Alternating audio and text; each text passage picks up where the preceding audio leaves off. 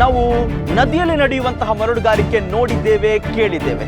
ಆದರೆ ಇಲ್ಲೊಂದು ಕಡೆ ದ್ವೀಪದಲ್ಲೇ ಮರಳುಗಾರಿಕೆ ನಡೀತಾ ಇದೆ. ಅರ್ಧ ದ್ವೀಪವನ್ನೇ ನುಂಗಿ ಹಾಕಿದ್ದಾರೆ. ಆದ್ರೆ ಕಳೆದ 5 ರಿಂದ 6 ವರ್ಷಗಳಿಂದ ಇಲ್ಲಿ ಮರಳುಗಾರಿಕೆ ಯಾವ ರೀತಿಯಲ್ಲಿ ನಡೀತಾ ಇದೆ ಅಂತ ಹೇಳಿದ್ರೆ, 80 ಎಕರೆ ಇದ್ದ ದ್ವೀಪ ಈಗ 40 ಎಕರೆ ಮಾತ್ರ ಇದೆ. ನದಿಯಲ್ಲಿ ನಡೀತಾ ಇಲ್ಲ ಮರಳುಗಾರಿಕೆ, ದ್ವೀಪವನ್ನೇ ಅಗೆದು ಇಲ್ಲಿ ಮರಳುಗಾರಿಕೆ ನಡೆಸ್ತಾ ಇದ್ದಾರೆ. 54 ಫ್ಯಾಮಿಲಿ ಇದ್ದ ದ್ವೀಪ ಈಗ 42 ಫ್ಯಾಮಿಲಿ ಮಾತ್ರ ಇದ್ದಾರೆ.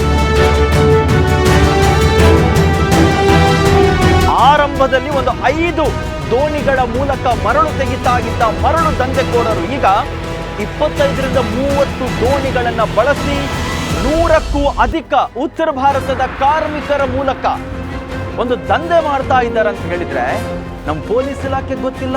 ಸೋಕಾಲ್ಡ್ ನಮ್ಮ ಗಣಿ ಮತ್ತು ಭೂ ವಿಜ್ಞಾನ ಇಲಾಖೆ, ನಮ್ಮ ಪರಿಸರ, ನಮ್ಮ ಏನು ಸಂಪತ್ತು ಅಂತ ನಾವು ಏನ್ ಕರಿತೇವೆ, ನಮ್ಮ ಮಣ್ಣು ಭೂಮಿ ಇದನ್ನೆಲ್ಲ ರಕ್ಷಣೆ ಮಾಡಬೇಕಂತಿರುವಂತಹ ಗಣಿ ಮತ್ತು ಭೂ ವಿಜ್ಞಾನ ಇಲಾಖೆಯ ಅಧಿಕಾರಿಗಳ ಗಮನಕ್ಕೆ ಬಂದಿಲ್ಲ ಅಂತಾದ್ರೆ ವಿಪರ್ಯಾಸ ಅನ್ನೋದು ಬೇರೆ ಏನ್ ಹೇಳ್ಬೇಕು. ಕೇವಲ 4 ರಿಂದ 5 ವರ್ಷದ ಅವಧಿಯಲ್ಲಿ 80 ಎಕರೆ ಇದ್ದ ದ್ವೀಪ 40 ಎಕರೆಗೆ ಬಂದಿದೆ. ಆದ್ರೆ ಈಗ ಇವರು ಅಗಿತಾ ಇರುವ ಸ್ಪೀಡ್ ನೋಡಿದ್ರೆ ಇನ್ನು 2-3 ವರ್ಷದಲ್ಲಿ ಪಾವೂರು ದ್ವೀಪನೇ ಮಾಯ ಆಗುತ್ತೆ. 100ಕ್ಕೂ ಅಧಿಕ ಕಾರ್ಮಿಕರು ಪ್ರತಿ ದಿವಸ ಇಲ್ಲಿ ಮರಳು ತೆಗೆಯುವ ಕೆಲಸ ಮಾಡ್ತಾ ಇದ್ದಾರೆ.